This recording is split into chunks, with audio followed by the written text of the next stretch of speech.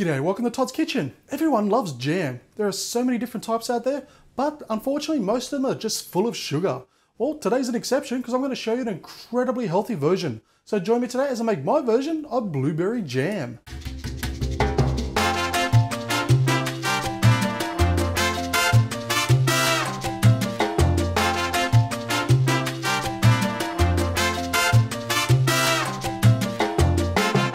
Okay, so we're going to start this off with some chia seeds. Now, chia seeds really are one of nature's miracle foods. It's just one of those ingredients that are just fantastic to add to a lot of dishes. But in this case, it's going to act as our thickener. So I've got a tablespoon of chia seeds right there, and to that I'm going to add 2 tablespoons of water. So I'm going to let this sit here for about 10 minutes to give the seeds a chance to soak up all the water and thicken the water around it. Okay, so for this next step, we're going to use a blender. Or you can also use a food processor if you choose. So into the blender, we're going to place in 2 cups of blueberries. Frozen or fresh, it really makes no difference. I'm just using frozen because at the moment it's a lot cheaper to buy them like that. Then about 2 tablespoons of all natural honey, just for a bit of sweetness. And as you can see, our chia seeds have thickened up nicely. So I'm just going to place those into the blender.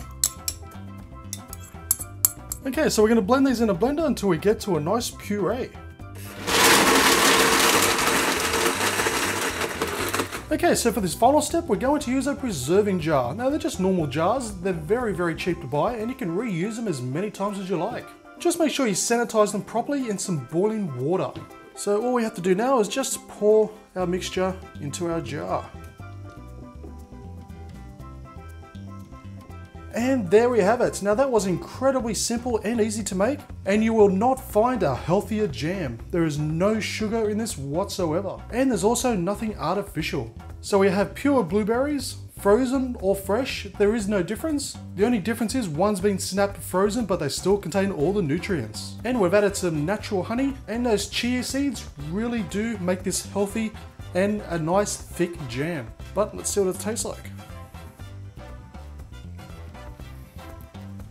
Oh, that is super. That is really, really good. It's also very cold too, so it's actually very refreshing. Now you can add more honey or a little bit less, that's completely up to you.